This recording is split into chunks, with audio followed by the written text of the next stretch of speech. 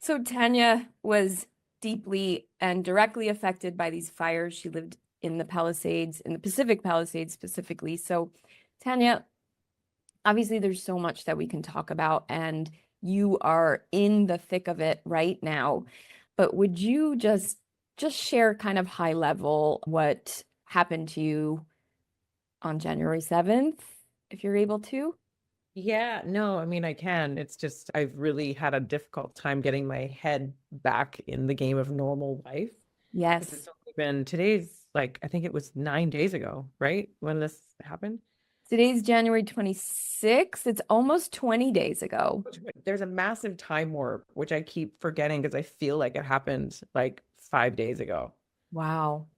And I Yeah. keep forgetting that so many weeks have actually gone by. There's a lot of moments I have forgotten from the Mhm. time it happened until now. But as we're listening to you speak, Tanya, I just want to remind folks that this is the trauma response, right? Speaking Yes. right now to us and forgetting things, time slowing down, all these different things are part of the trauma response, unfortunately. Yeah. So Well, I'll have to look into that eventually, I'm sure. So here, I mean, you want to know what happened? if you are willing to share, then yes. And I know some of you might have seen Tanya. She was on CNN sharing her story. I don't even know the time, like the chronology of events. I don't even remember. Right. Um, but no, so it was a regular Tuesday. It was, we had just all gotten over our week off over the holidays, and we were starting our following week. My Mhm. mom was visiting from Canada, and she was at the house. There's me and my boyfriend OT and our cat. My daughter Mhm. was at school. So that morning we just, we dropped my daughter off the school bus, and OT and I went to Equinox Gym, which just newly opened in the Palisades. We've been Yes. waiting for months for this. Is it still there? It's still there, yeah, but no one's allowed to go and use it yet. But I will say on that, Equinox has been incredible. They're honoring everybody's memberships, and so we're allowed to go to any Equinox in the city, Good. and they're also not charging the people their monthly fee until we're allowed to go back, the people that are Good. in the Palisades. So Great. I have to say, like, it's incredible what companies are stepping up and which ones are not. Right. But anyway, so that morning we went to Equinox, we worked out, we came home, and I was on a Zoom call. I was on the Zoom call with Nate Butcher Group, which is the real estate agent. I'm with EXP, but I also am with the Nate Butcher Group team. And we were doing our team call, and I was like totally into it. And this was from 10 o'clock to 11 was our call. It was that Tuesday morning on the 7th. And then I saw OT in the background, kind of getting like, I just noticed this really nervous, like Mhm. energy in the house. My mom was still in the room. She had like her headphones on, listening to her, YouTube channel, completely oblivious to everything.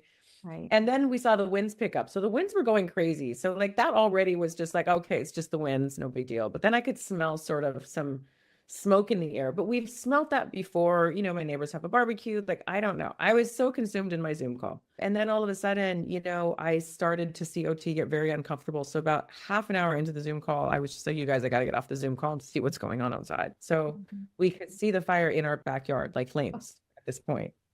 And it was I was just like, I couldn't believe it. And we saw like just black smoke. We hadn't even been asked to evacuate at that time. Wow.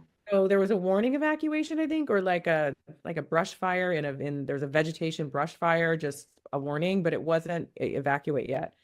So I froze. I didn't know what to do. And so OT was, he's a veteran, so he went into full on army mode. Oh, amazing. I Yeah. mean, right? To Yeah. have somebody like that around. Very helpful. Yeah, my husband would be like that, like Yeah. Boy Scout on steroids. That's how he was. So Yeah, he went, gathered what he needed to gather. I'm standing there not knowing what to do. I froze. fine. It was just like I was like a deer in headlights. And Hmm. so then he comes in from the garage and hands me a suitcase, hands my mom, hands me, like we're all getting suitcases. He's like, put all your stuff in here, Ava's stuff in here. Get your mom, get her off the headphones and get all, the cat, all of her stuff. And I was like, oh my God. So then in that very moment, you're like, well, what do I need? Like, what Right. do I need to get?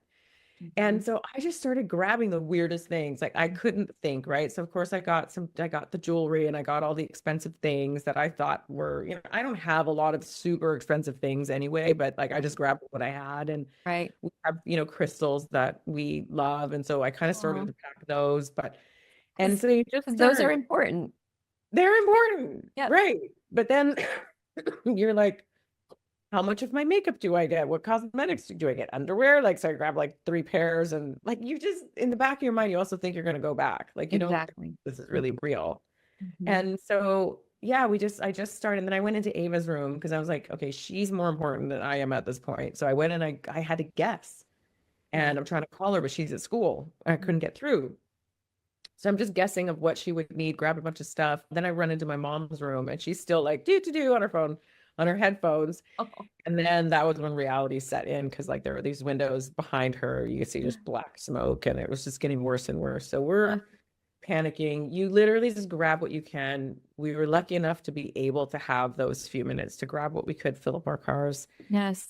And then Ava called me, and she called me from some weird phone number. Mm. And she's like, Mom, she says, we're evacuating the school, but I lost my phone in the evacuation. So I'm calling Oh, someone's phone. So I was like, you have to call me every 15 minutes. I need to know where you are. So I go, I'm going to come to the school, and I'm going to come get you. You know what I mean? So I'm in my car. OT's in his car. We're all separated. I'm with my mom and the cat in the oh, car. So we take off, and I'm thinking I'm going to go to her school. So I get down to the bottom of the road on our street, and it's total gridlock. So I mhm. know right then and there I'm not getting to Ava's school. So then I'm trying to call her while I'm in gridlock, while I'm trying to navigate where do we go next. So if you went to the right, you know, in the news where you saw everybody like leaving their cars and Yes. walking and getting out, what I Yes. didn't realize at the time is that was the direction I started going, which is the direction of the fire. But when you're in that situation, you can't tell where the fire is coming from. So the traffic was more going that way. So I'm just like, okay, let's just go that way. And so everyone's going around each other, and they're Mhm. going in the wrong lanes, and it's just complete chaos. And then Can the I fire, just stop you there for a second? Because yeah, this is reminding me of another podcast episode that I had on, which was Amanda Ripley, and she's like an expert in disasters. Everyone, you can go back to that episode because it's so good. And what she said, because I was listening to you tell this story on CNN, and I was thinking it would be like that too. Like everyone would just be chaotic. What she's found after studying disaster after disaster is that most people are actually more kind during disasters than we would think they would be, right? right. I'm finding the kindness after, but not during. Okay. Okay. I didn't sense kindness. I felt like everyone was like, to each Right. man Out for own yourself. survival. And in this moment, so people were going in front of me. I was going in front. Like, I was like, okay, well, if you're gonna do that to me, then I'm just gonna do the same. And so, and then I did it the one time, and then I was like, okay, I need to just calm down. But like the fire is coming. Like Yeah. you see the fire on its way towards That's where you are. so frightening. It's terrifying. And then I didn't know where OT was. And then I find out later, after we shared stories, he actually went back to the house. My daughter couldn't find her favorite stuffed animal. He Oh, went back to the house. He totally risked his life to go and find her favorite stuffed animal. It's Cartman. Cartman had a real collar from our cat that passed, that my oh, daughter was very close to, and that stuffed oh, animal had on the real collar, and she was so devastated that we couldn't find it. We ripped the whole house apart looking for it. We never did find it. But oh, so then I didn't know where he was all this time. So we leave, and then he finally gets into his car. I'm in gridlock going one way, he's in gridlock going the other way. And it was just one of those things where you don't know what the right decision is. You don't know the fire is that way because everything's gray and everything's black. And so we were stuck in the car for 2.5 hours. We were a couple 100 feet away from where everybody ended up ditching their cars and running. And we saw people with like dragging their suitcases and holding their animal. And then we saw policemen. There were breaks. Everyone was trying to get over to create space for the fire truck and the policemen. We saw them just running. There was 2 police cars running by us, but nobody was communicating with anybody. We were all in our cars, not knowing what to do, with our windows rolled up because of the smoke, but no one was communicating with us. So we just yes. didn't know could we go this way? Do we go that way? Mm. So everyone's just guessing. And then you see people like doing U-turns on the other side of the street, and then U-turns on our side of the street. And so then I did a U-turn, and you're panicking. And then my car started, we saw fire on both sides of the car in the fields, starting to go onto the street. Mm. And so that started to get very, very, very dangerous. We started to get hot. We put the air conditioning on. We're freaking out. I have video of that too. I was checking in with you and you send me this. You're like, I'm just trying to get out. And for me, like just listening to that, I'm like, oh my God, Did I she can't text get you that? out. Did I text you Yes. that? Yes. I did? I Yes. texted you during that time? Yes. Okay, don't even remember that. So did you know what I was talking about? I figured you were stuck in gridlock. Yeah. Oh my God. I just kind of Yeah. assumed that you, and I'm thinking like, can't get out of where? Can't get out of your house? So at that very moment, I start getting phone calls. Here's the frustrating thing. I cannot get a hold of my daughter. My life is at stake with my mom. We're freaking out. I'm trying to get a hold of Ava while I'm trying to get a hold of OT to figure out like where do we meet? What's the plan? All Yeah. this stuff.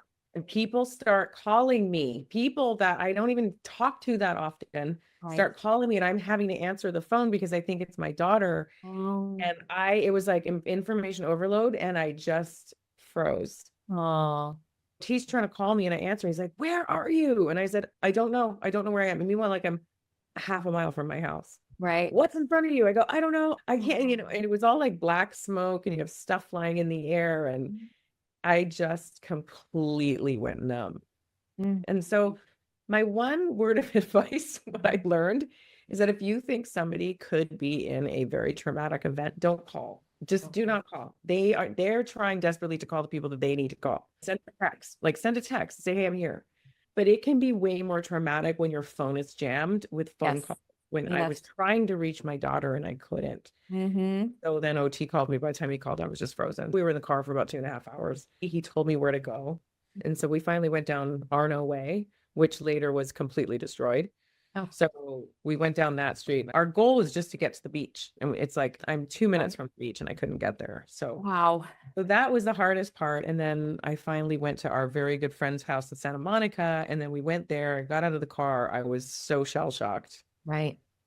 It was a weird feeling where I couldn't take in any information. And then I started getting text messages, phone calls, phone calls, emails. Like it started to grow like crazy. So go back to now. Where are you? So when do you finally get to the beach to see your daughter? Well, they took Arno way down, and then I was on the PCH, and I knew that we were safe at that point. But the PCH wound up burning too. But at that time, traffic was flowing. Do you know what I mean? Like there were police down there navigating where people can go. And so by then I was out of the gridlock, but that was like 2.5 hours later, which normally takes me 2 minutes to get there. Sure.